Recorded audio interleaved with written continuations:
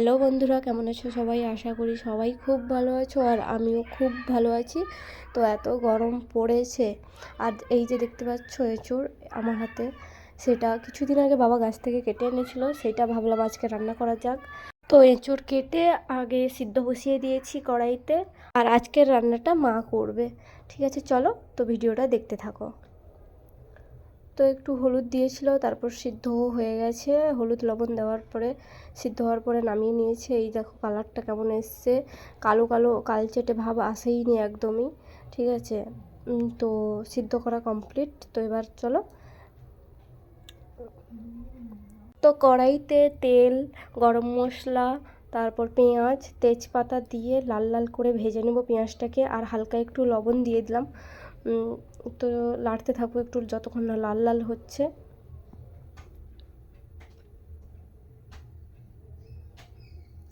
তারপরে দিয়ে দিলাম আদা রসুন একসঙ্গে পেস্ট করে রাখা। তারপর বন্ধুরা, যা গরম পড়েছে, এই এত গরমের মাঝখানে বেশি রিচ একদমই খাওয়া উচিত নয়, হালকার উপরে ঝোল ঝোল হলেই হবে। তাই বেশি তেল মশলা দিয়ে রিচ করবে না মা, হালকার উপরেই রান্না হবে। তো দেখতে থাকো। তারপর লঙ্কা গুঁড়ি দিয়ে দিয়েছে, একটু জল দিয়ে দিল যাতে লঙ্কাটার, ঘরের লঙ্কা পেস্ট করা তো তাই জন্য যাতে লঙ্কাটা মরে যায় তাই জল দিয়ে দিয়েছে। তারপরে টমেটো দিয়ে দিল, তারপর পরিমাণ মতো হলুদের গুঁড়ো দিয়ে দিল।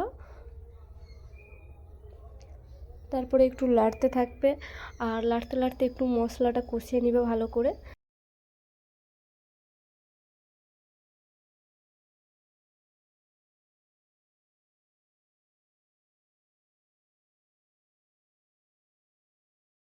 তারপর সিদ্ধ করে রাখা এঁচোড় আর আলুটাকে তার মধ্যে দিয়ে দিল। এবার নাড়তে থাকবে, আর নাড়তে নাড়তে একটু জল দিয়ে দিল। তো তো এবার এঁচোড়টাকে মাংস কষার মতো একটু ভালো করে কষিয়ে নেবে। তারপর পরিমাণ মতো জল দিয়ে তারপর নামিয়ে নেওয়া হবে। আর হ্যাঁ, লবণ দিতে ভুলে গেছিলো, তাই লবণটাও দিয়ে দিল।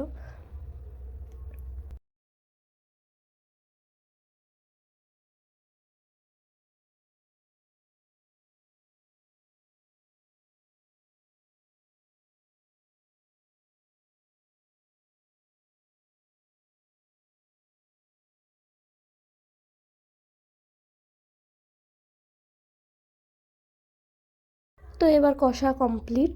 এবার পরিমাণ মতো জল দিয়ে দিব, জল দিয়ে দিল। আর জল দেওয়ার পরে কালারটা কেমন এসছে শুধু দেখো। তারপর জল দেওয়ার পরে একটু ঢাকনা দিয়ে দিলাম, আর ঢাকনাটা দিয়ে একটু ফুটিয়ে নেব।